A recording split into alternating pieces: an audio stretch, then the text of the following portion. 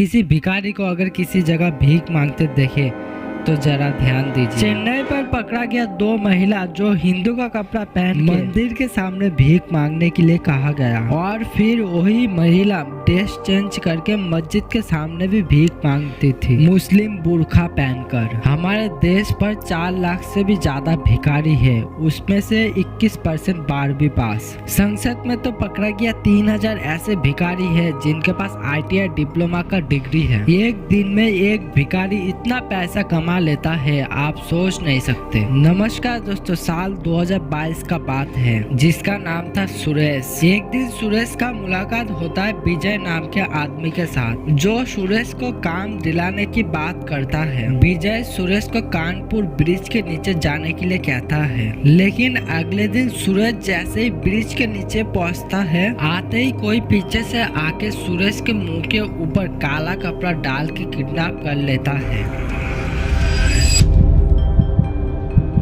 इसके बाद सुरेश को नशा दिया जाता है जिससे कि वो बेहोश हो जाए। इसके साथ ही हाथ पर सब उंगलियां काट दिया जाता है, शरीर पर काफी घाव दिया जाता है। ये सब किया गया क्योंकि सुरेश भीख मांगने के लिए तैयार हो सके। कुछ दिन बाद सुरेश को 70,000 रुपया में एक महिला के पास बेच दिया जाता है। बाद में राज नाम का आदमी सुरेश को दिल्ली में ले जाता है भीख मांगने के लिए। ये लोग सुरेश और बाकी भिखारी को 2 रोटी देते दिन में ताकि ये लोग पतला रहे और लोगों को इनको देख के दया आए। इसके अलावा बार बार टॉर्चर किया जाता, शरीर में कहीं न कहीं बार बार घाव दिया जाता और समय के साथ साथ सुरेश का हालत इतना बिगड़ गया कि सुरेश बाहर भीख मांगने के लिए जा ना सका। सुरेश का खराब हालत देखकर राज ने दोबारा सुरेश को कानपुर भेज दिया, लेकिन कानपुर में भी सुरेश को जबरदस्ती भीख मंगाया गया। जो भी पैसा भीख मांग के जमा करता दिन के अंत में सब पैसा ले लेता। कुछ दिनों के बाद जब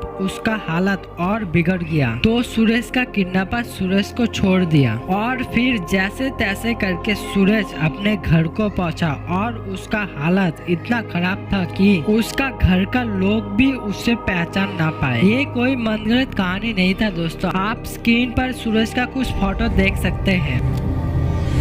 साथ ले जाकर उसका हाथ पैर तोड़ा गया। भीख मंगवाने का मामला सामने आया। सुनसान स्थान पर हाथ पैर तोड़ दिए और 12 दिनों तक अपने घर में कैद रखा। बाद में दांत तोड़ दिए गए, आंखों को भी नुकसान पहुंचाया गया। उसके बाद कानपुर में बस स्टैंड के पास बनी बस्ती में एक औरत के पास छोड़कर भाग गया जहां पर जहरीले इंजेक्शन लगाए गए। जब आप सड़क पर किसी भिखारी को पैसा देते हो, ये पैसा किसके पास जाता है आपको क्या कुछ पता है? देखिए, मैं आपको ये नहीं बता रहा हूँ कि आप किसी को भीख ना दीजिए, बल्कि आप और तरीके से भी हेल्प कर सकते हैं, जैसे कि उनको खाना खिलाइए या फिर दवाई खरीद के दीजिए जो उनके काम आए। तो आगे से ध्यान रखिए दोस्तों और सबका मदद करें। अगर आपको वीडियो इन्फॉर्मेटिव लगा तो वीडियो को लाइक जरूर करें।